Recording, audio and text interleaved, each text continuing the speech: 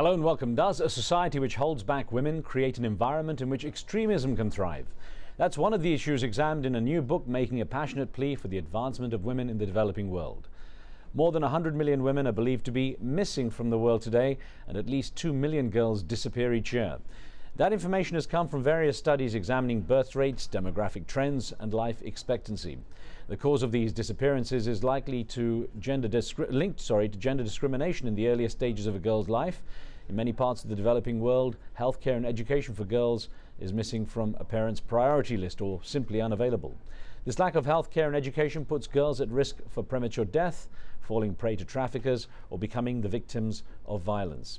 The knock-on effects of gender discrimination can be much harsher, creating societies that struggle economically and are more prone to violent conflict.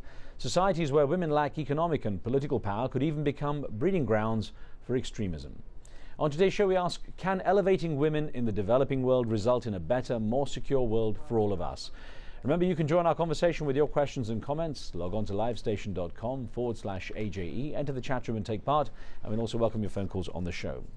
Joining me now from New York to discuss this is the husband and wife team of Nicholas Kristof and Cheryl Rudun. They met while working in Beijing, and their joint reporting on China's democracy movement and the unfolding Tiananmen Square uprising won them the Pulitzer Prize in 1990. Their work chronicling human rights in Asia, Africa and the developing world won them the Dayton Literary Peace Prize for Lifetime Achievement. The couple's now co-authored 3 books together, the latest being Half the Sky, Turning Oppression into Opportunity for Women Worldwide. Nick and Cheryl, I welcome you both to the show. It's a good pleasure to be here. Thank you very much, Riz. It's a pleasure. Cheryl, if I may start with you, just say the book takes its title from the Chinese saying, "Women hold up half the sky." What inspired this book? What inspired you to write about this particular subject? Well, first of all, Women Hold Up Half the Sky is really just an aspiration. We hope it will become a reality, and there is a lot of progress being made. As women hold up more of the sky, they will be able to help combat poverty and extremism. The idea really started out when we were in China, and we saw a lot of the progress that the women made as they not only became educated throughout the country, but also were moved into the formal labor force. And that allowed them to become wage earners. They actually brought home an income and could send it back home to their parents, and their status just went way up. Now, Cheryl, there are the stories and issues that you illustrate in the book. Some of them obviously are inspirational. Many are disturbing and almost horrific. What surprised you most in researching the content for this book, and how did it impact you personally?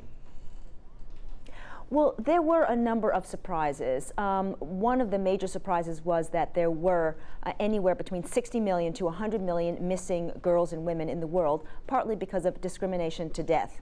It is true that, as you mentioned earlier, there is sex-selective abortion, there is some infanticide, and a lot of times the parents just don't take the girls to the doctor before they're age 5 to get vaccinations, so they die early.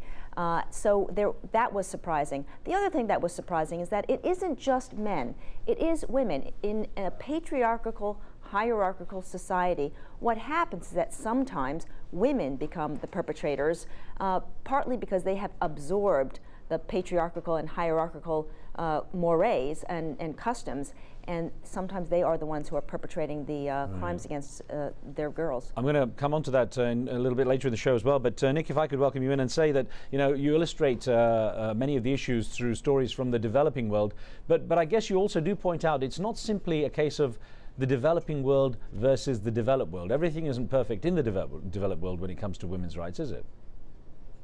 Oh, we certainly have a huge way to go. Whether it's sex trafficking, whether it's maternal mortality. I mean, in the U.S., we have much higher maternal mortality rates than Europe, for example. So we have a long way to go here within the U.S. as well. But some people sometimes say, oh, we have to solve all our own problems first before we address those in other countries. And I think that's a mistake. I really think that we can simultaneously move to improve our situation here and also really make an effort to help out in some of these really crucial areas abroad. Nick, let me get from you, some of the suggestions you make for unleashing the power of women. You talk of them in I guess we could put them in sort of four areas, four categories. Building broad coalitions first of all. Explain to me what happens with building coalitions to help women. Well, one of the problems in the U.S. is that we've been so polarized between left and right, between secular and religious, that, for example, on sex trafficking, you have a secular left on the two coasts that does great work against trafficking, and you have religious evangelicals who are doing great work as well, but there's such distrust between left and right that they don't cooperate, and I think their efforts don't go as far as they might otherwise. And the same has been true on all kinds of areas of reproductive health and the fight against poverty generally. So I think it's so important that we try to build a coalition that will, go beyond the traditional political base in this country. And Cheryl, you say you say resist the temptation to oversell the concept. Oh, absolutely. One of the lessons that we learned as we looked at previous movements, particularly the anti-slavery movement, was that, when you are documenting what is happening, what the horrors are, to be very careful and not stretch the facts, to be very factual and just convey the facts, because they do speak for themselves, and they're much more powerful when they're true. And of course, on your website, you put it, of course, it's about the women, but also including men. So it's one of the points you make is not to ignore men. Oh, absolutely. Look, if this were just a women's issue that was supported just by women, we're sunk. This is a people issue. This is an issue of human rights. Now, Nick, I was going to say, there's one of the other things you say about unleashing the power of women. You mentioned Western feminism must become aware. That's all right. There are things to be done at home in the developed world, in the Western world, but that doesn't mean that those should come at the cost of knowing what's happening elsewhere outside and how severe things can be outside. That's right. I think that the human rights movement and the feminist movement in this country traditionally were focused on very specific issues. I mean, the feminist movement on issues about women just within the U.S. and the human rights movement on political dissidents. And both of them have indeed expanded so that they are more concerned with the role of women around the world. And that is so important. And, really, Riz, so much is coming together just in the last few years. I mean, development organizations are realizing that if they want to fight poverty effectively, they've got to do it through women. People are realizing that security also encompasses women's rights. And if you want to stabilize some rather unstable societies, it certainly helps to get girls educated. So I think from a lot of different areas, we really are reaching a tipping point where this is being accepted as truly the cause of our time. Cheryl, if I may, a quote from the book, Half the Sky, where you talk about sort of imperialistic views and imperialistic, what may be seen as imperialism. You say, so was it cultural imperialism for Westerners to criticize foot binding and female infanticide? Perhaps, but it was also the right thing to do. It would be feckless to defer to slavery, torture, foot binding, honor killings, or genital cutting just because we believe in respecting other faiths or cultures. So where is the boundary? What allows a culture or faith to express itself and express itself without criticism, and what then demands criticism and change? Very, very good question. But in many ways, there are times when you do, as an outsider, have to just stand up for what is morally wrong. My grandmother's feet were bound. In 3 generations, look at the progress.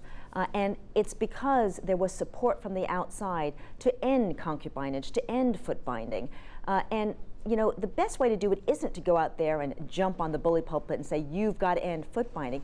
You have to work very delicately and sensibly with mostly local groups. I mean, there were groups within China that were trying to end foot binding, and they just needed support from the outside, and that was key. Frankly, I am very glad that there were outsiders that really helped tip the balance, because I am so glad that I don't have my feet bound. And so I think in cultures around the world, it's a similar situation, that outsiders have to be very careful in the way they work with local groups. But if they think something is just outrageous, they really shouldn't hold back. Nick, it's interesting, you know, in the introduction to the show, I talked about security and how the developed world could benefit from security, increased security because of women being elevated in the developing world. And it's intriguing, an argument you make, that in developing countries, such as, say, for example, Afghanistan, that the lack of participation in society by women leaves a situation where there's an environment dominated by young, essentially hormonally charged men with no outlets, and that leads them often into sort of very tense and extreme environments, and perhaps even cultivates a culture of extremism. Take me through that a little bit, that argument. Sure. It's been well known that countries that have what is called a youth bulge, a large cohort of the population that is composed of young men, are disproportionately likely to suffer civil conflict. And it seems that in those societies where there is not only a youth bulge, but where women tend to be marginalized, then the young men, the kind of testosterone-charged sector of the population, assumes disproportionate weight. And so those places seem to be particularly unstable. And I think that there's a practical example of how girls' education can change that in the case of Bangladesh, which, of course, traditionally was a part of Pakistan. When it separated from Pakistan, Bangladesh seemed pretty hopeless initially. But one thing that it really did pretty well was educate girls. And today, there are actually more girls in high school in Bangladesh than there are boys. As a result of having all these educated girls, that laid the groundwork for a huge garment industry, which has been one of the underpinnings of the Bangladesh economy, and also for a very large NGO sector, a civil society that has been very vibrant. And I do think that, you know, there are a number of differences, obviously, between Bangladesh and Pakistan, but I think one reason why Bangladesh seems rather more stable these days has been the focus on girls' education. What I want to do is take a short break here and ask you both to stand by. We're going to pause and remind you, our viewers, you can join the conversation with your questions and comments by logging onto livestation.com and entering the chat room where a debate is taking place as we go out live. Now, we'll be right back.